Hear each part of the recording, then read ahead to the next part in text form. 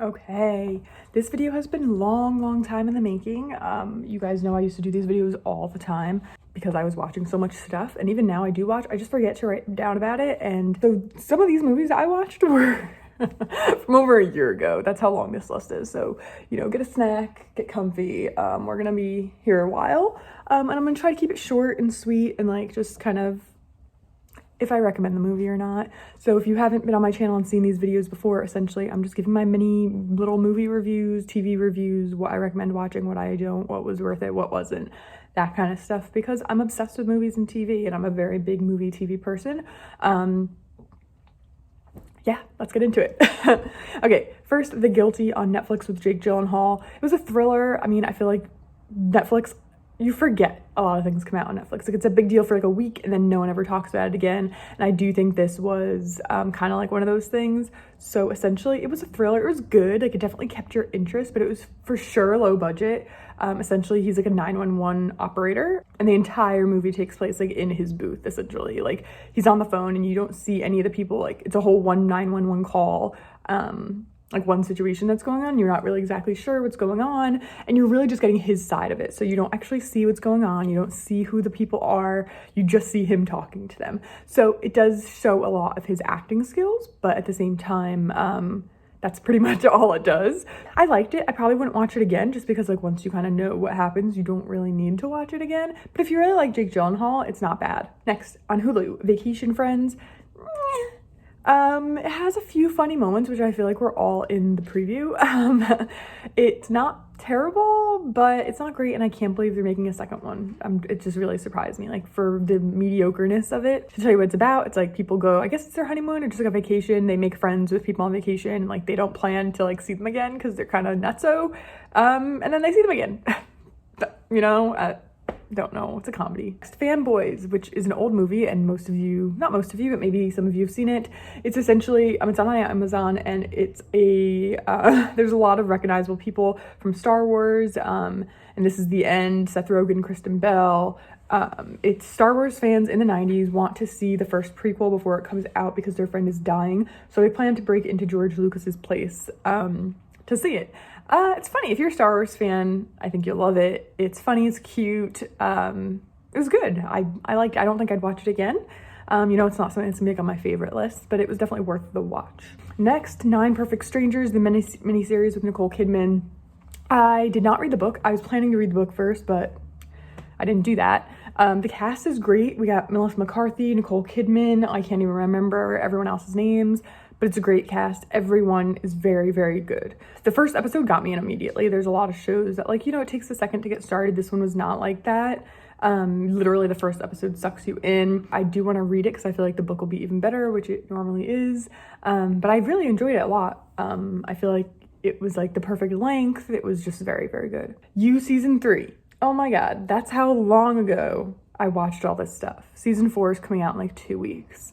So super fun times. Season 3 was so disturbing. I watched it all in one day. I have a problem. Am I excited for season 4? Yes. Do I feel like it's gonna be worse than all the other ones? Yes. The Monster Inside 24 Faces of Billy Milligan. Wow.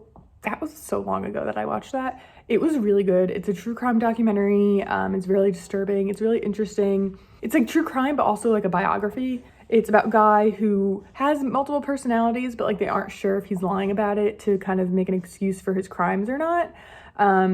It's how people viewed it then. Also, this was like back in the day, I think 70s, 80s, maybe even 90s. I want to say it was the 80s, but I feel like nowadays it's a little bit more like concrete of like mental illness being a real thing. I feel like back then people really questioned it. I feel like I learned a lot from watching this. Next, Broad City. Loved it. It's graphic, but it's really funny. The characters can be annoying.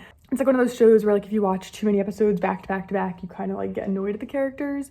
But it is really funny, and it's quick. You know, it's a quick kind of like a sitcom, but more like a modern day sitcom. No like laugh track or anything. There's a lot of guest stars. We have Seth Rogen, Kelly Ripa, Hillary Clinton, Tracy Ellis Ross, Seth Green. It's essentially 2 Jewish girls in the city without money, and it's really realistic, and it's not realistic, what's the word? Relatable. Love Hard, Krista Stewart, Nina Dobrev, that was last year. Oh, wow. It's essentially a dating movie about being catfished. It's cheesy, nothing that's gonna like blow your mind, but if you're a fan of Nina Dobrev, like I am, you're gonna wanna watch it. Okay, this one I saw and I've seen it twice since because I really, really loved it. It's called Where the Heart Is with Natalie Portman. Essentially, she's pregnant and has nowhere to turn and like lives in Walmart for a while, and it's so good. Ashley Judd is in it. It's pretty much what you expect from a 90s movie, but like it's a little bit more different and like not so by the book. It came out in 2000. Sally Field is in it. It's just like really intense and like emotional, but also like cute. I really loved it a lot. HBO Max, the documentary, What Happened to Brittany Murphy. So sad. I loved her. I was such a fan of her. And it was just like no one realized it was happening until it was too late. And people made jokes about her, but no one did anything to help. It was like really like disturbing. Home Sweet Home Alone. I had low expectations. I wanted to see how the story would pan out in 2021 with internet, no cell phones. It's the new Home Alone movie on Disney Plus. Essentially, I just like wanted to, like you always watch Home Alone, you're like, this couldn't happen now because of cell phones, internet, like all that kind of stuff. But somehow they made it happen. Like, okay. I don't like the kid. He wasn't likable. That's the problem. It's like Macaulay Culkin is a likable kid. So when you're watching Home Alone, like you like him, you're rooting for him. But in this one, I was kind of rooting for the bad guy. Like I didn't like the kid. He was annoying. The thing about it is like in the beginning, in the first Home Alone movies, it's not the kid's fault. It's like the bad guys versus the kid who's good. This movie was like everything was the kid's fault essentially, so that's what's so annoying. I did put that they changed it up enough for it not to just be like a modern day copy, but it's not as good. No chance, no way. Free Guy with Ryan Reynolds. I think it's on Disney.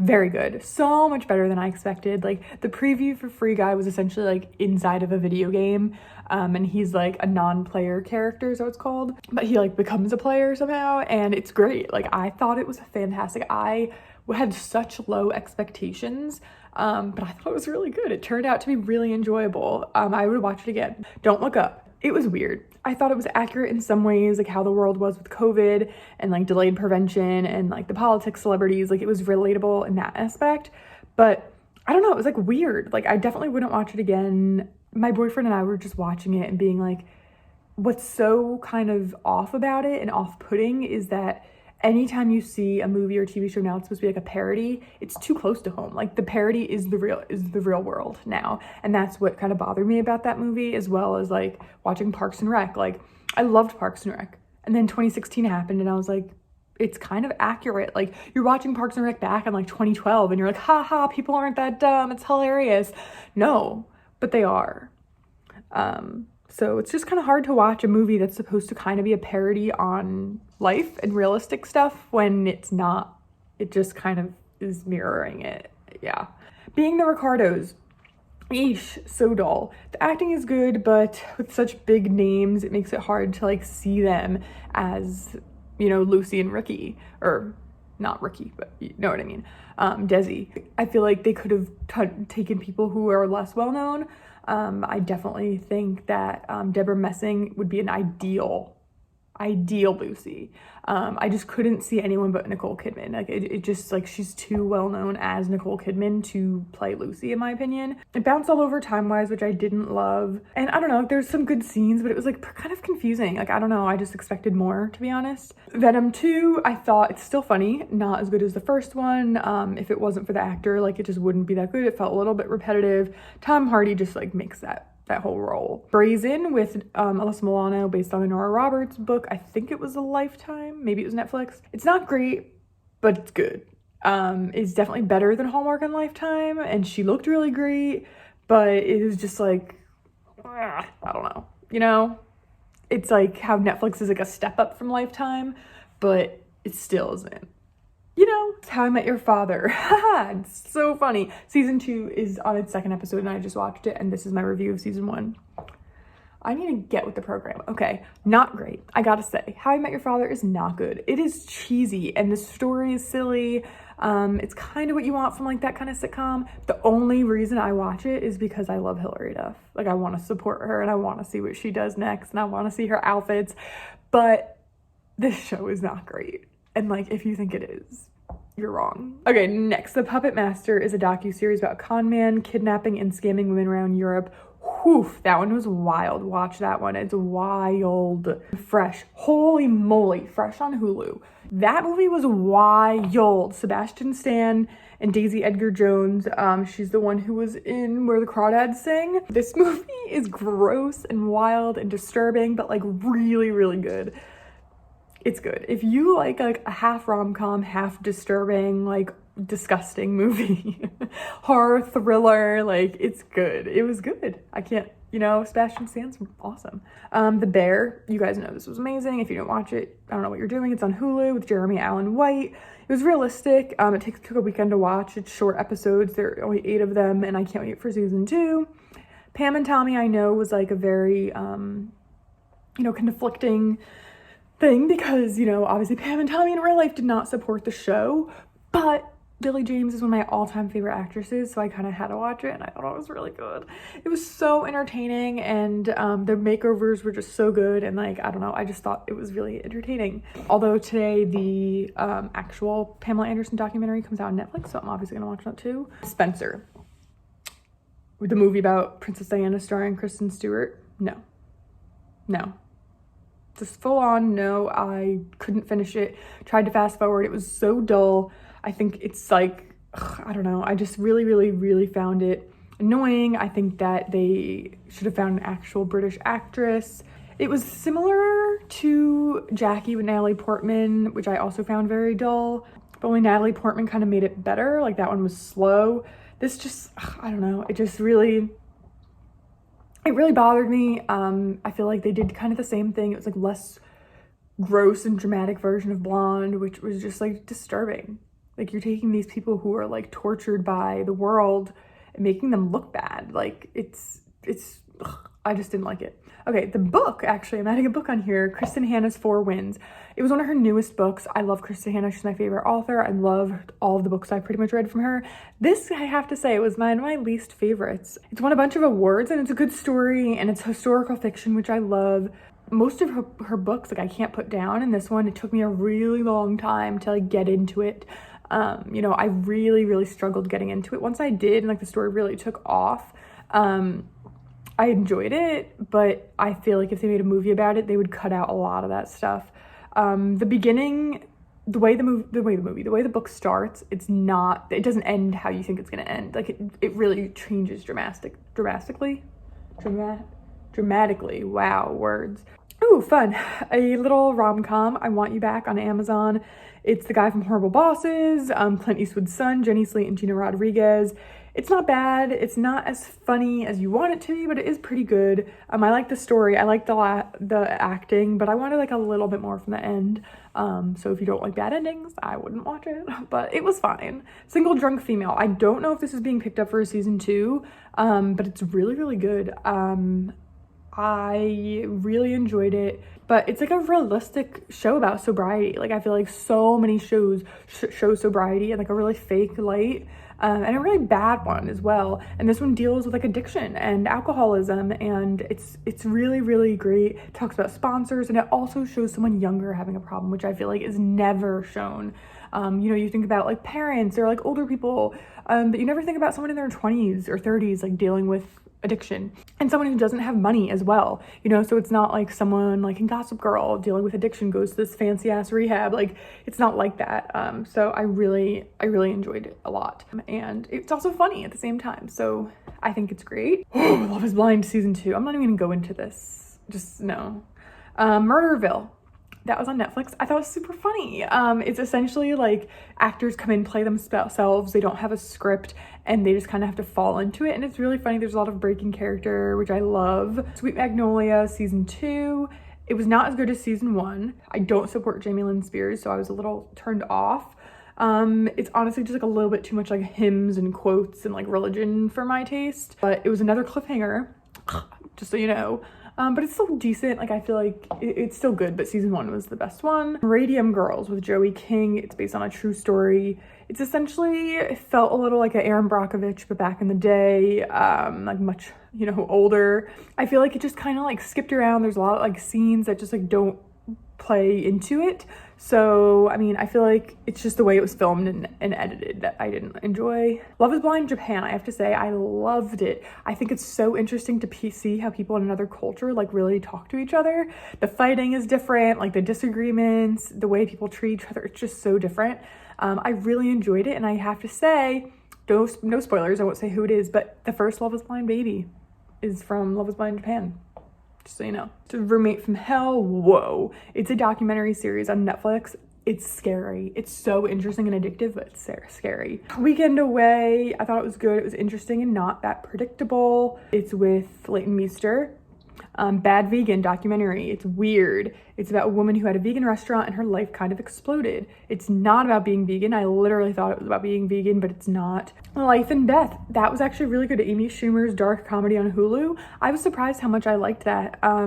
It has really short episodes. It's definitely not like a hit, but by the 3rd episode, it really picks up. It's just like, it's funny. It's dark and funny, but not laugh out loud funny. Raised by Wolves, whoa. My boyfriend and I are obsessed, and the fact that the show is canceled is infuriating. So as much as I loved it, and I think there's like 2 seasons, if you're gonna be annoyed that there's no 3rd season, like don't even start it. But if you're like, can get past that, it's so good. So good. Humans and androids essentially like fighting each other. Like, it's religious and it's like Earth but not Earth, and it's wild. Girl from Plainville, awful story, so sad, but Elle Fanning I think did a really good job. It's based on a true story if you didn't know about that.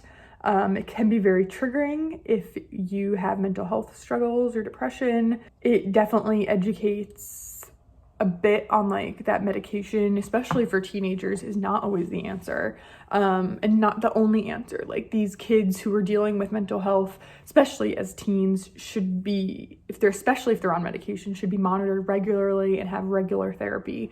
And it just seems like that's not always what happens, or at least not then. Bridgerton season 2, I loved it. I cried. There was so much passion and chemistry, but it wasn't the same as season 1. And I'm not as looking forward to season 3. The Dropout with Amanda Seyfried, I think she won an award for it. It was great.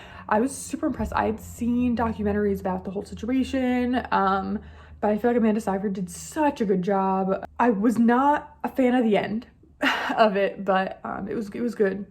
Euphoria, I don't know, it gave me anxiety. Like, I feel like everyone says how good Euphoria is, and I can see that. I can see how other people might like it, but like the lights and the music of it and the party, like even just like the first couple episodes I tried to watch, it really like disturbed me. I don't know if it was triggering or just like brought up a lot of stuff from my past, but I couldn't watch it.